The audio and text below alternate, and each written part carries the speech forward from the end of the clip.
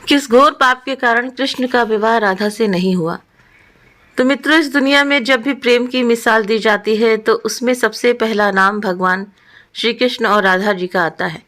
धार्मिक ग्रंथों के मुताबिक श्री कृष्ण को अगर प्रेम का प्रतीक माना जाता है और पुराणों के अनुसार ऐसा बताया जाता है कि श्री कृष्ण की 16,108 रानियां थीं, जिसमें से रुक्मणी और सत्यभामा उनकी सबसे मनपसंद रानियां थीं। इसके अलावा ये भी कहा जाता है कि श्री कृष्ण अपने बचपन में गोपियों के साथ गोकुल में रासलीला किया करते थे, जिनकी कहानियां आज भी सबसे ज्यादा मशहूर हैं।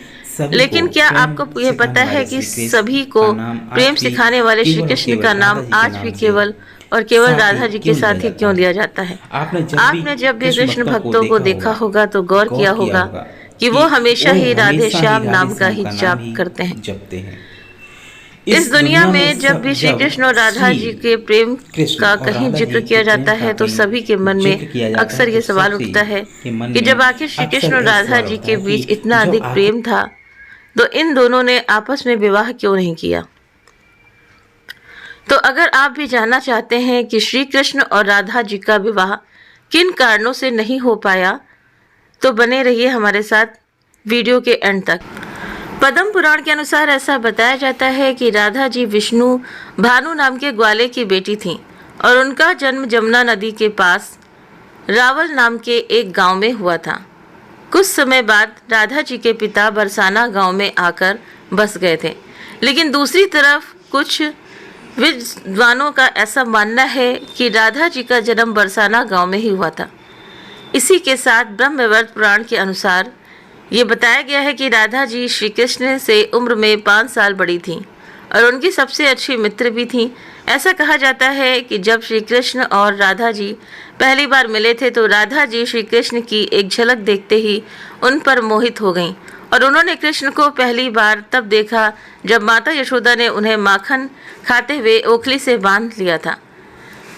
तो जब श्री कृष्ण बांसुरी बजाते थे तो उनकी बांसुरी की धुन सुनते ही राधा जी दीवानी हो जाती थीं और व्यसित होकर नाचने लगती थी।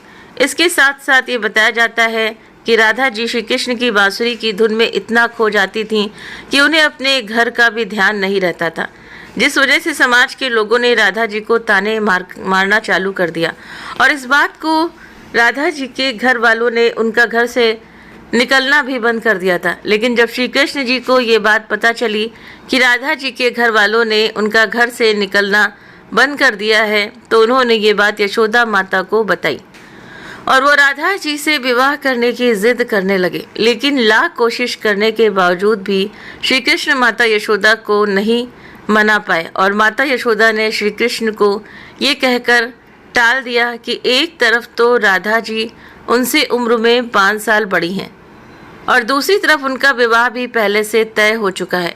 यशोदा माता ने जब ये बात नंद महाराज को बताई तो उन्होंने श्री कृष्ण को बहुत समझाया और राधा जी से विवाह न करने की सलाह दी।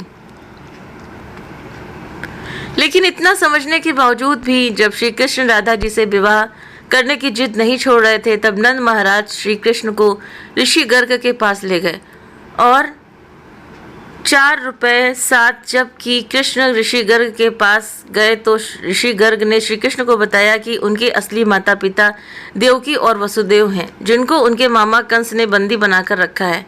इसके साथ साथ ऋषि गर्ग ने श्री कृष्ण को ये भी समझाया कि उनका जन्म केवल और केवल दुष्टों का नाश और धर्म की स्थापना करने के लिए हुआ है। और जब ऋषि गर्ग ने श्री कृष्ण को उनकी वास्तविकता से परिचय कराया तभी से राधा जी और श्री कृष्ण के बीच दूरियां पैदा होने लगीं। कुछ समय बाद श्री कृष्ण जब और बड़े हुए तो उन्हें कंस के बुलाने पर वृंदावन छोड़कर जाना पड़ा। ये भी कहा जाता है कि जब श्री कृष्ण वृंदावन छोड़कर मथुरा जा रहे थे तो वो चुपके से राधा जी के घर उनसे मिलने पहुंचे थे और उनसे बिना कुछ कहे ही उनको अपनी बांसुरी तोहफे में दे दी थी।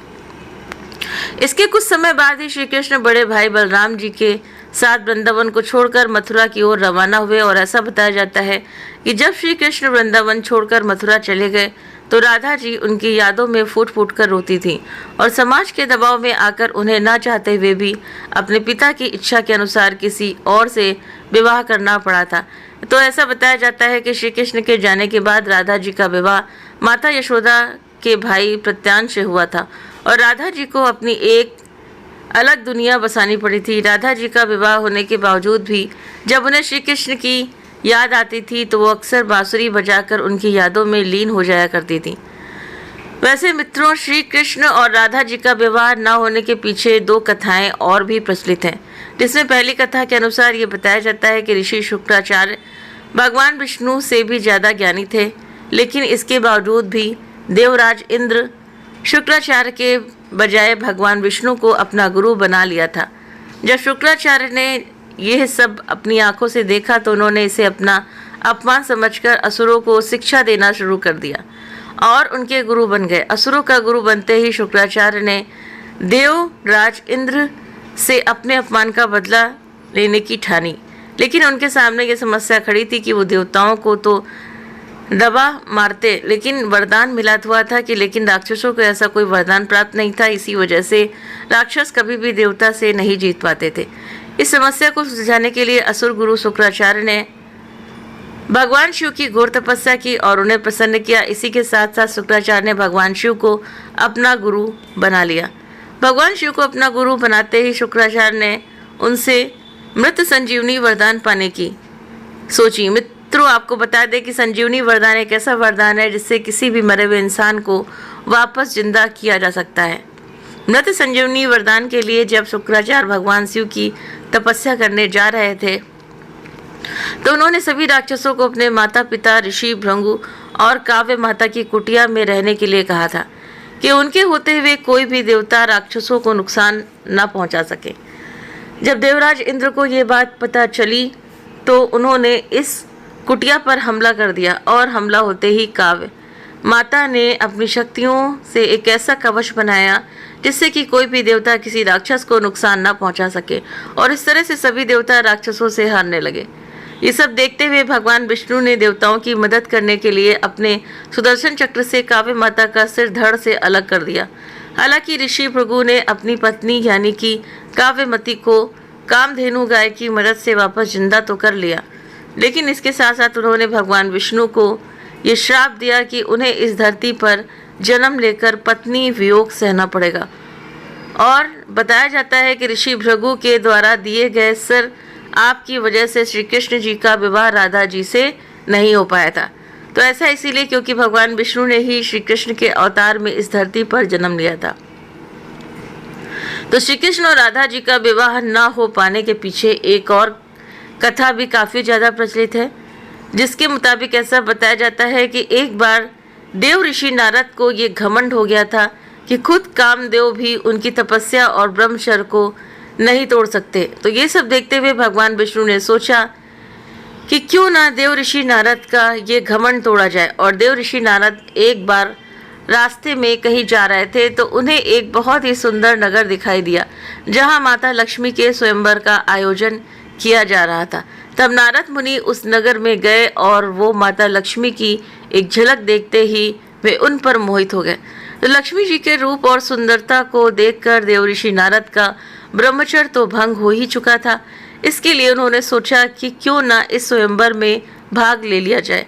लेकिन इससे पहले देव ऋषि नारद भगवान विष्णु के पास गए और उनसे कहा कि आप अपना सुंदर रूप मुझे दे दीजिए और मुझे हरि जैसा बना दीजिए। तो हरि का एक और अर्थ वानर होता है, लेकिन देव ऋषि नारद ये बात नहीं जानते थे और भगवान विष्णु ने उन्हें एक वानर रूप में दे दिया। जब लक्ष्मी जी स्वयंवर में आई तो देख ऋषि नारद के वानर वाले रूप को देखकर उन्हें बहुत गुस्सा आया। इसी के साथ साथ देव ऋषि नारद का स्वयंवर में खूब मजाक उड़ाया गया। उसी समय की बात है कि भगवान विष्णु भी एक राजा वेश बनाकर उसी स्वयंवर में आ गए और भगवान विष्णु के सुंदर रूप को देखते ही लक्ष्मी जी ने उन्हें अपने पति के रूप में चुन लिया। ये सब देखकर स्वयंवर में बैठे सभी लोग देव ऋषि नारद की ओर भी ज़्यादा हंसी उड़ाने लगे और उन्हें कहा कि पहले जाकर अपना रूप तो देखो। जब देव ऋषि नारद ने शीशे में जाकर अपना रूप देखा तो इन्हें अपना वानर वाला रूप देखकर बहुत गुस्सा आया। इसी के साथ साथ देव ऋषि नारद भगवान विष्णु को भला बुरा कहने लगे और उन्हें श्राप दिया कि जिस तरह से मैं स्त्री वियोग में तड़प रहा हूँ, उसी तरह तुम्हें भी अपने हर जन्म में स्त्री वियोग सहना पड़ेगा। लेकिन इसके कुछ समय बाद नारद मुनि को अपनी गलतियों का एहसास हुआ और उन्होंने भगवान विष्णु के इस यानी कि बात के लिए क्षमा मांगी। इसके बाद भगवान विष्णु ने नारद मुनि को क्षमा करते हुए बताया कि ये सब तो उनकी ही माया थी। आप सभी को ये जानकारी कैसे लगी तो प्लीज़ आप मुझे कमेंट करके ज़रूर से ज़रूर बताइए। आप सभी स्वस्थ रहिए, मस्त रहिए, खुश रहिए। इसी उम्मीद के साथ में मिलते हैं फिर कल एक नए वीडियो के साथ में, नई कहानी के साथ में। Thank you.